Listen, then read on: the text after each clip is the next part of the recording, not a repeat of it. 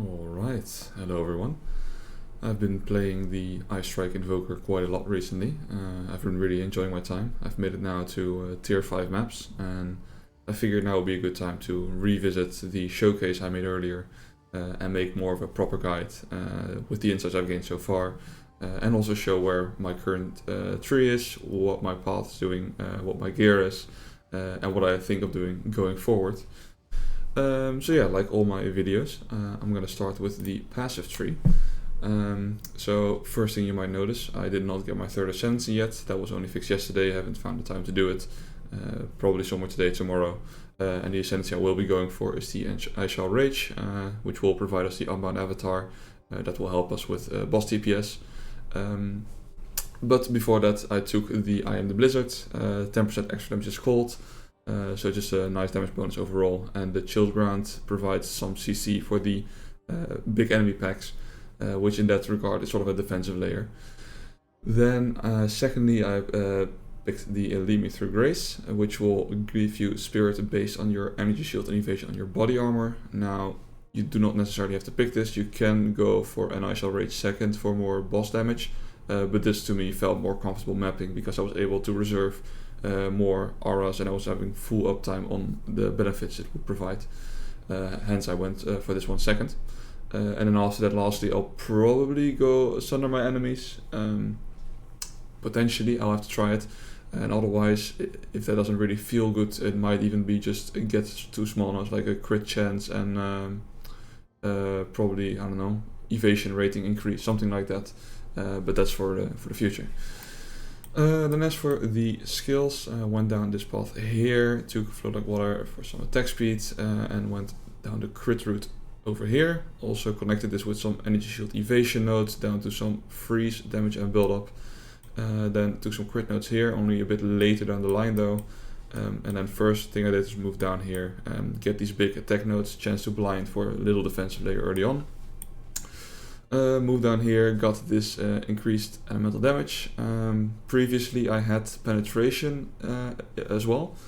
This is pretty good, I would say, if you are lacking damage during your clearing, because it helps, you know, with the small mobs. But once you bring down a big mob's resistance is down to 0%, penetration does nothing anymore, so these nodes are basically wasted.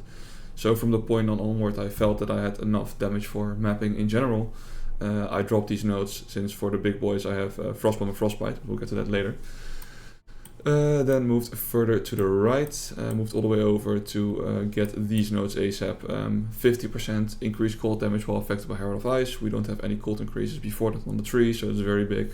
So yeah, that's definitely what I went for. Then got these evasion nodes and a big increased evasion on the body armor, since we are trying to stack as much evasion and shield on our body armor for our ascendancy. Then moved up here, took these quarterstaff nodes. Yeah, nothing much to say there. Only thing here is to not sleep on this one. My beast to miss 30% increased defenses while wielding a staff, which means also a bunch of extra evasion rating, which is very nice. Then we could go down this route, but currently we do not have any quarterstaff skills taking power charges, so it did not really feel that worth it. But maybe if we really start for crit nodes, we might take these. Then as for speaking of crit nodes, took these crit nodes down here. After that, went down here, took some of these melee damage nodes, melee strike range, some more melee attack speed. It's a common theme you'll see. I pick quite a bit of attack speed. It might be a bit overkill now, but once I make the pivot to the Gothic quarterstaff, which base attack speed is a bit lower, yeah, it's going to be really good. So I'm sort of preparing on that, a bit more on that later. Yeah, then picked these crit nodes, moved my way up to this pretty big increased elemental damage if you chilled recently. Now what you could do is take these two as well and then try to slot in some other stuff in your build, like I don't know what it's called, I think Flame Wall can ignite, and I honestly don't remember the shop one. But you could fit those in for like a more conditional multiplier to like get some more boss deeps and boss burst out, but we're pretty socket starved as it stands already. Then moved down here, and the first thing I did was pick up Resonance, because I really needed that, and I'll get to that when we are at the skills. But basically what it does, it turns your frenzy charges into power charges, and that's what we want, since we are going to focus on crit. some evasion and a shield, some attack speed with a reduced cost of skills. This is the first reduced cost of skills I've picked. But ever since I leveled my Ice Strike to level 16, I think it was yesterday, I'm starting to feel the mana cost. So I can imagine, especially if you have plus X2 melee skills, you're really gonna feel that mana cost. So we might need to invest on that a bit more later down the line as well. And then just these crit nodes as well. So that's it for the tree. Where I want to path down in the future, I must say I honestly have no idea. I need to give it some thought. Maybe something to do with power charges, with the benefits that gives. Maybe something to do with getting more crit or getting more evasion. Maybe like taking this route, getting the dexterity, looking here, increase the XP per dexterity, something like that. I will need to have to look around what's going to be worth it. So that's it for the passive tree. Then let's jump into the skills first. So we have a Glacial Cascade. I must say I do not utilize it as much as I did initially. It's still nice for some of those enemies like a Mana Siphoner, something you want to keep your distance from, so that's why I kept it, because I do want to have some range in my arsenal for the rare occasion that I do really need it. But generally speaking I don't use it a lot anymore. Inevitable Critical, so you inevitably crit at some point. This might be pivoted out later once I get even more crit chance and it doesn't seem to be worth it anymore. Consecrated Effect, so the area is smaller but it does a lot more damage, and since we're only using it for a single target we do not really care that it's smaller. Rage Forged, so we consume rage if possible, and we generate rage by the Tempest Bell, so we use this also as a sort of burst hit for the boss. And then lastly, Inspiration, supported skills have 40% less cost. Thinking about it, I should maybe support this by Cutting Strike for bosses. That might be something I try in the future. Ice Strike, I have Crescendo, which will do the third hit of Ice Strike. So you have 1, 2, and then the third hit multiple times, as you can see there. Martial Tempo for more attack speed, just so I can start getting that multi-hit combo off faster. And I can freeze the enemies that I encounter faster, because freezing them helps me stay alive as well. Then Cold Infusion, just some extra cold damage, and Prime Armament, more elemental damage. Nothing special there. Then we have our Tempest Bell, which we drop down for elites or big bosses.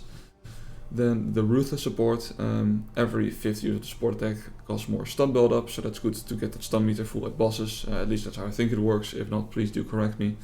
And then we have Rage, which grants 3 rage on melee hit, so that's a very nice way to build Rage. And since we only really need Rage once we're doing like big enemies like bosses, that's why I put it on here, so that's the moment we put this down, is when we generate Rage. And then lastly, Close Combat Support, since we're almost always putting it down next to the boss, so it's just some more damage for this skill. Then we have our Frost Bomb. This what it does is it exposes enemies, so it reduces their cold resistance, and we support it by having a bigger area of effect and by having an increased exposure effect, so we expose a bit more. I'm gonna scroll all the way down now real quick with Hypothermia. So I recently slotted this back in once I made the pivot to a unset ring, because I was socket starved. Because I noticed that since we dropped the exposure, there were times where we needed, penetration on the tree, there were times we needed a bit more ways to lower the resistance. So that's why Hypothermia is there, with increased effective supported curses and more duration. Then the Herald of Ice, so this is a big damage dealer in our maps, like it explodes the enemies, right? Or rather on freeze pop it explodes and it is an AoE, and for that we have more elemental damage. Supporter skills cannot afflict elemental ailments, but we do not use this to freeze the enemies, we only do this to damage them, hence we utilize this support here. And chance to blind on hit, so if you're clearing a smaller pack around a rare, then they will explode, the rare will get blinded and will be less likely to hit you and will be easier to hit for you, so that's why that's there. Then the Wind Dancer, so this is also 20% quality, and what quality does on this gem is you get a maximum stage, so in this case that means 18% more evasion just due to the quality, which is very good. Supported by Clarity for the mana regen and by Cannibalism for life recovery, just to sustain our health and mana. Then Ghost Dance, which will give us back energy shield when we get hit, 5% of our evasion, and I think right now, our evasion is 9,000, so that's around 450 energy shield back, so that's like almost half of it, so that's pretty good. That really helps us in terms of tankiness. Then fast forward, quite an interesting interaction there. Supported skills have 30% less skill effect duration, but the keyword there is duration, and these seconds between gaining ghost routes counts as a duration, a skill effect duration, so you are now gaining ghost routes faster due to this support gem. And then lastly, herbalism, just a sort of extra thing to sock it in there because I didn't really have much else to spend my spirit on. So that's a bit more recovery from life flasks. Then Combat Frenzy. So what this does is whenever you freeze, electrocute or pin an enemy, you get a frenzy charge. We support that with perfusion, so we have a chance to get additional charges. And also we have precision on there because we have to put it on somewhere. So we have some more accuracy rating. But those frenzy charges then get turned into power charges by that note on the tree I showed earlier, right? Right here, the resonance. And then what we have is we have charge infusion, which you have 15% more critical chance while you have a power charge. What it does is going to consume one power charge of you every 4.3 seconds. So you need to upkeep it and make sure there's always one active in your buff bar up here. But since we get one every 5.8 and there's a 50% chance to double, on average you should be able to maintain it, assuming you freeze often enough. But as you'll see in the showcase in a bit, we do freeze a lot. So that's it for the skills. Then as for the equipment, someone also suggested in a previous video look into a physical quarterstaff. I already had done that by that point, and this is the one. It's I would say pretty hard to beat for me. It's currently sitting at 530 DPS, like the little number you see on the trade site. So I'm now looking for a Gothic quarterstaff of around the same or more DPS, as the base crit chance of that base is a lot higher. But those go for 50 exalts and above, so that's a bit out of my reach right now. I need to play a bit more to look into that. Then for the helmet, big evasion energy shield, some life and some resistance is there. As for the body, this is very important, right? Try to get as high as possible evasion rating energy shield, because as you can see right now we have 203 spirit. Without it we only have 100, right? The usual from the campaign. And you can push this a bit further to get maybe some more expensive supports going in there, or maybe even an extra aura if you are willing to drop the frostbite or frostbomb, or maybe if you're willing to drop the glacier cascade, right? To each their own. Then gloves, nothing special, just some life and some chaos res, and same for the boots, movement speed life and some cold res. Like these are like not even one exalt items I just picked up when starting to map to at least fix my resistances a bit. But I try to shy away a bit from the trade side and not buy everything, right? It's fun to find your own stuff, craft your own stuff, so that's why those have not been upgraded yet. One thing I did upgrade was the amulet, so we have big energy shield and rarity on items, of course preferably would also have life on there, big fire res and lightning res, and then we slammed on all attributes there as well. And as you can see also allocates sharpened claw, so for those that don't know, you have anointing in PoE 2 as well.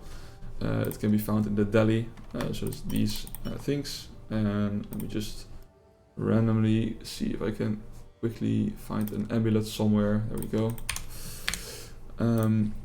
So as you can see right here, what we did is we took 1 ire and 2 greed to anoint sharpened claw. What it does is 25% increased attack damage, nothing too special, but if you are looking at all the anoints up to using greed, so the first 3, the cheapest ones, this would be the best anoint for the build, so it's pretty cheap to just slap on and get some more attack damage that way, so it's pretty nice.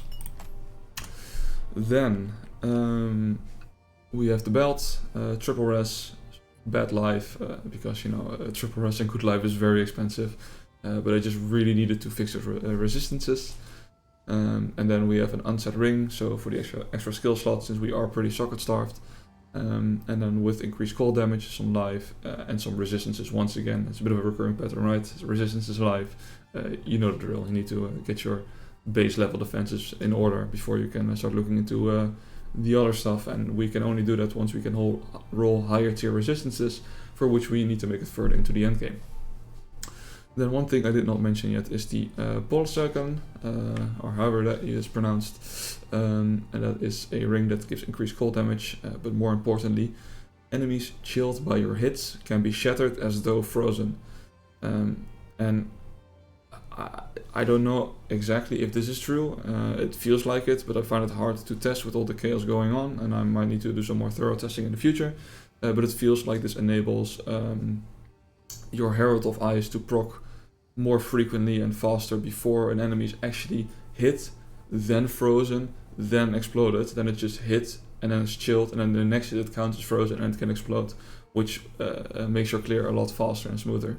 That's at least how I interpret this and how it feels like it works. But then again, sometimes I freeze enemies in one hit and I might not even see the difference, right? So I would not take that as a fact. Regardless, I like the increased cold damage and the big cold resist on top, so I just took it and ran with it. But yeah, if I do find out some more information later, I'll keep you all updated. Then as for the flasks, instant recovery, I just find very important. The bottom roll doesn't really matter to me. And for the mana, I honestly didn't really care that much. I just wanted more recovery, that's what I cared about. And then the charm, we have shock immunity, just because of my fear of shock from Path of Exile 1. Although this is not that great, it depends, but I feel like the biggest issue you have with shock is when you're walking over shock ground, and then this is not going to help because you're not going to have the uptime on this. So I might need to replace this maybe with bleed immunity or something like that, but I'm still figuring out what the things are that are killing me, but I don't die as often as of now, right? And tier 5 maps is not that hard yet. So I think I covered everything regarding the build. One other tip is that you could bring a shield swap for shield charge if you want to expand that one slot, or Subtractem had a really nice tech where you could bring along Blink, I think it was, the aura, and make that aura only active when you swap your weapons, and then you could change your dash into the Blink ability, which takes you pretty far. So those are two things you could consider if you want more mobility. But I think as it stands, the teleporty, snappy feel of Ice Strike is more than enough to keep me satisfied blasting through maps as it stands. So let's just quickly grab a map and go somewhere to have a quick showcase, roll something on there. There we go. Let's have a look if we can find something with some mechanics as well to get a bit of a better feel. Can we go here? Yes, we can. We can see some breach and some expedition as well. The map's irradiated, so, and that's another thing. The map's irradiated, so we're +1 level, which means we're doing a tier 5 map, which means we are now at level 70 monsters. And as you can see, all of a sudden our resistances went down by 10%, because if I exit right now, you will see that I was neatly resistance capped. But once you start to hit areas with level 70 monsters, your resistances go down by 10%. So make sure you overcap by at least 10%. Supposedly the same effect might happen in tier 80 areas, we do not know yet. But yeah, make sure to overcap your resistances if you want to be really safe about it. Well, there we go, right into the action. So that's, as you can see, these went pretty slow. Reason I went pretty slow, they had frost resist, so that's why we need that penetration. The penetration is kind of nice to have in those kind of situations. I do miss it a bit for that, so I might spec back into it. I'm not entirely sure just yet. Anyway, let's have a look. Just take all the pillars, right? Cannot be leached from, we do not do that. They do increase damage, sure, that's fine. They do not glass from. Okay, no, flask charges is all good, and then let's get some monsters in. Some breach as well here. Okay, let's go. Gonna pop a Frost of Storm just in case.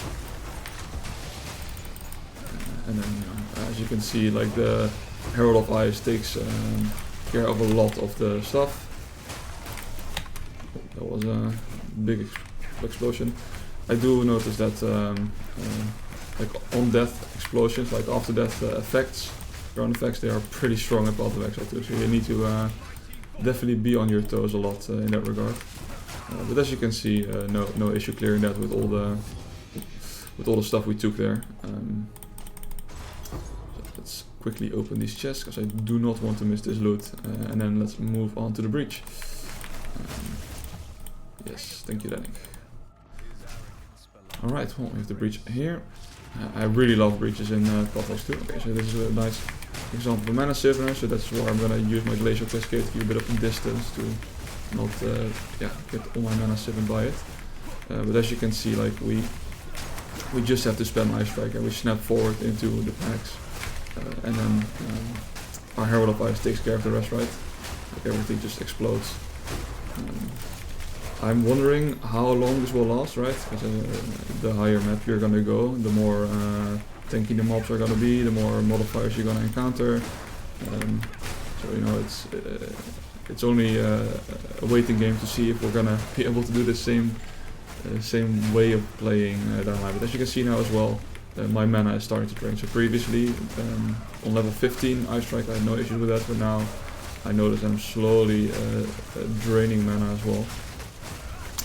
So yeah, that's something I need to look into. Probably my next tree investment is going to be a bit more about reduced mana cost of attack skills, just to resolve this problem and make the build brain off, clickety click, and kill enemies, right?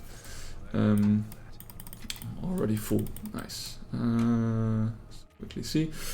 Also a good example, this is the base I was talking about. As you can see, 1.5 extra base crit hit chance, so that would equate, like right now, if we go to our skills, I think right now we have 30.6, and let's say we equip this, we go to 34.7, and then all the other conditional multipliers will scale over that, so definitely, oh, it was already doing a bit. So we went from 26.6 to 30. And then all our multipliers will scale over that, so that's a pretty big difference in the end. So that's why I advise this base, since we are going crit. Yeah, let me just finish it now. So for this, for example, I can put down a quick bell and you know, for some extra deeps. And as you can see, even those rares, they freeze very easily. Yeah, I'm just gonna quickly bank, because you know, loot is valuable. Even though I'm doing this video, I cannot withstand picking up some loot. So yeah, let me just quickly put this away. And let me continue where we left off. But yeah, as I was saying, the build is pretty straightforward. And I think the nice thing about it as well is that you are like snapping from a short distance. I'm still, I want to check if like reach has any impact on this snapping capability, so that you can snap from like a further distance, and that way, you know, it feels even a bit better to snap onto enemies from a distance, to like be even a bit more zoomy, I would say. I'll throw them there. But yeah, as you can see also, like our evasion is carrying a lot, right? Like these guys, they were shooting at me, barely hit me. So defensive layers, defensive-wise, we are mostly based on evasion combined with our ghost shrouds if we do get hit, to basically expand our effective hit pool that way. Seems I left one rare there. And as you saw there as well, a good critical hit of the end point of that ice spike can still, if it crits, one-shot mobs as well. So you know, it's still a good, a decent option to use. Let me just quickly finish up these rares and then have some closing words there. Yeah, so if you do have any questions about the build, you know, definitely feel free to leave them below in the comments. I also have a mobalytics guide which should be linked at the point of releasing this video, so that should have roughly the same information I put down here. Maybe I missed some things there that I said here, or the other way around. You know, I'm just doing this like from the top of my head right now. But yeah, it's it should be pretty complete, and I also try to update it frequently when I make changes to the build. The changes will be found there and also in the changelog. So yeah, I would say that's about all I have to say. If you made it this far into the video, thank you very much for watching. Well, as you see, build's not unkillable, but you know, it is what it is. Sometimes you get stuck, sometimes you die. Thank you very much for watching. If you could hit me with a like and a subscribe if you really enjoyed it, then that would be much appreciated, and I hope you all have a wonderful day. See ya.